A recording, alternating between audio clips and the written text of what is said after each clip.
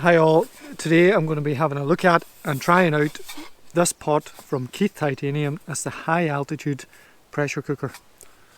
The pot itself is a 1.8 litre capacity or 60.8 ounces. I'm going to be cooking up a wee stew, and it's going to take, I'm going to try it for cook it around 30 minutes and see how it does. Usually beef stew is takes quite a long time to cook and get tender, so I'm just interested to see how it does for 30 minutes in that old pressure cooker, see if it tenderizes a bit or not.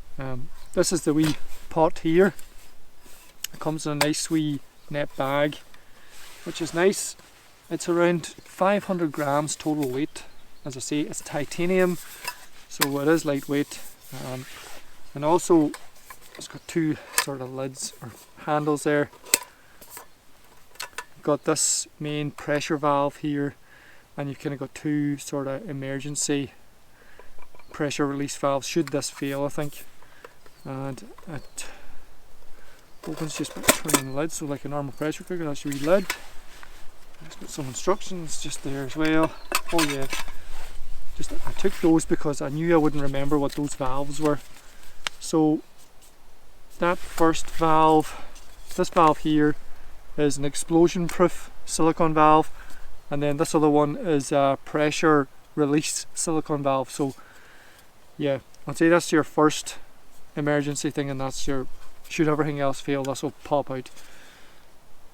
And it also comes with spare of those two spare silicone stopper things for the valves as well. Conveniently, I have my little kind of nesting cup, so I can't remember the size of that nesting cup. It's written inside there somewhere. Yeah, it's about 750ml nesting cup. That fits in there, no problem whatsoever. I have my food and ingredients in here, stored in here. So now this as well comes with an inner pot, but I think that inner pot is specifically a rice kind of cooker thing, but you can't use this without this pot because of the seal is on this. So I'm just going to cook this stew. I'm going to put it in here, put the water in, and just cook it anyway.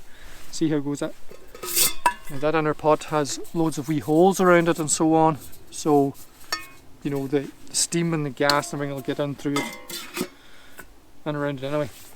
But yeah, so I just have some beef, and I have potatoes, carrots and garlic, and I've also put some gravy granules in through that. That's why it's all brown looking. I'm not sure how that's going to fare out, but I didn't want to be, I just wanted everything sort of ready to go. And yeah, so I'm going to get this on now anyway. Put a bit of water in, put my ingredients, and cook it for half an hour and see how it gets on.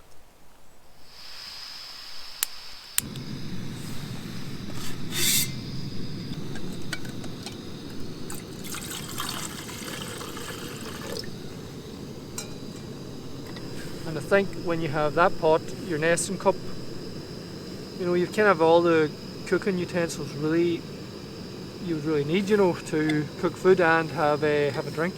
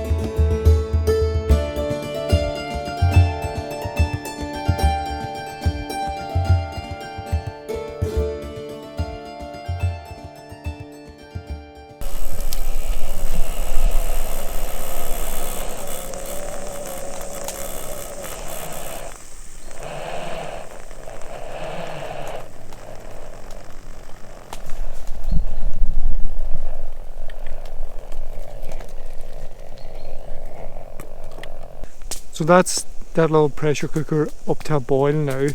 I'm having to just tune down the burner down to the absolute minimum it'll go, just to, I think once the steam starts coming out of that wee pressure valve, right there, then you're pretty much assured that's boiling inside.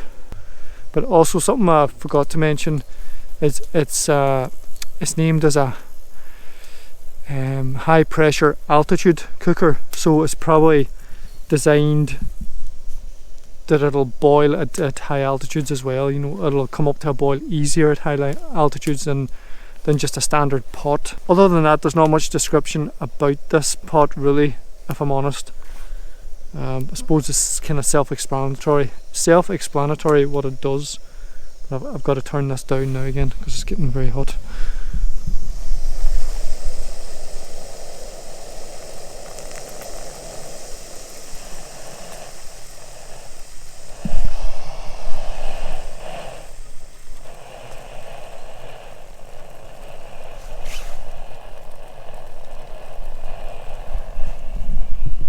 Yeah, it really does take an absolute minimum amount of gas. That dial turned, this is just as low as it can go and it's still at a boil, so it's a really good way if you want to save gas too.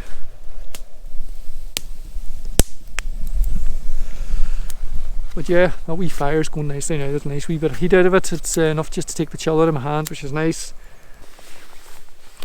Okay, so this has been cooking now for actually about 40 minutes.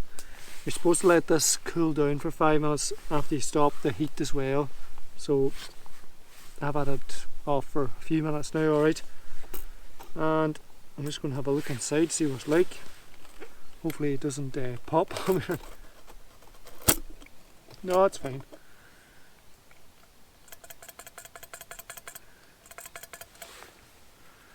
That looks pretty good. Yeah, the potatoes are definitely cooked anyway, and the meat is the one I'm wondering about. The meat can be very hit and miss, so. But yeah, it's all cooked up. There it is. Let me see.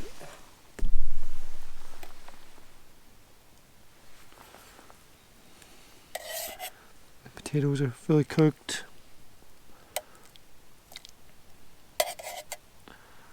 There's the meat. But it looks good. I'm going to eat this now and enjoy it.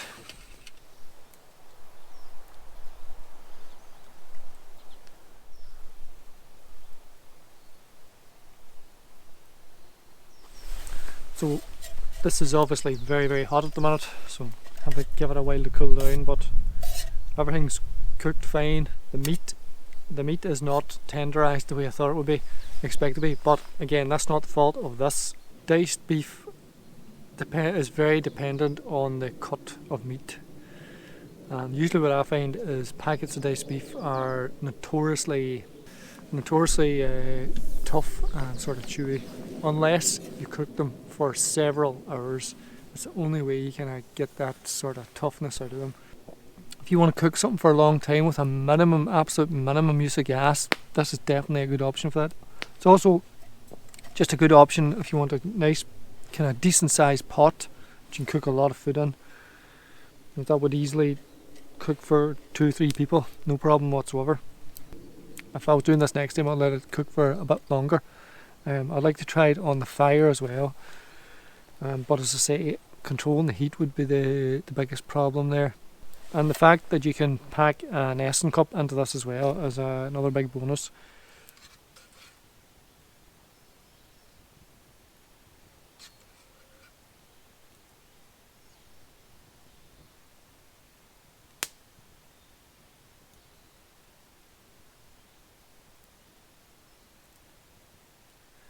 So, tried the pot out. It's pretty good, I have to say. It really is great for cooking something with a minimum of fuel. It's absolutely fantastic for that. Considering the size of the pot too, it's quite impressive. Criticisms though, main criticism is that inner pot. Not the inner pot itself, it's fine, but it's just the fact Okay, I'll show you. This inner pot contains the rubber seal, and the rubber seal is what keeps the whole thing pressurized when you close it up. Now I've tried it without this pot, which is, as far as I'm aware, this is a rice for cooking rice. You have markings there for 300 grams, 400 grams, 500 and 600, and this inner pot has little holes all around it, so the steam sort of circulates around, and this doesn't quite touch the bottom. It's just maybe about that there from the bottom. I'll show you. So it's like that.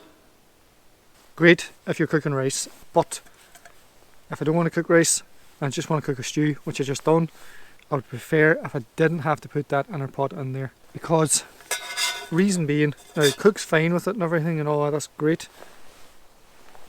But now I've left with, this is a dirty pot and this thing is dirty too, so I've two things to clean, and this is serving me no use, and even though it's extremely light, it still is something extra I have to carry, and it doesn't provide us any other use other than cooking rice really, because it's got holes in it, so I can't even use it as like a secondary container. So that's my main criticism. Put that seal on the body, or the lid even. Make it that the pot is not a requirement for the seal of the pressure. Other than that though, it's a great pot, it really is, can't fault it. It's well made, solidly constructed, folds up nicely. You can get a nice sized nesting cup on there, you can put your food in there for storage and so on. So yeah, anyway, yeah, I'm going to leave it there. I'm going to get packed up. Overall, I'm happy enough with the pot, other than that criticism about the being able to take the inner pot out and still having a seal. That would be my main takeaway from that. Thanks for watching, see you in the next one.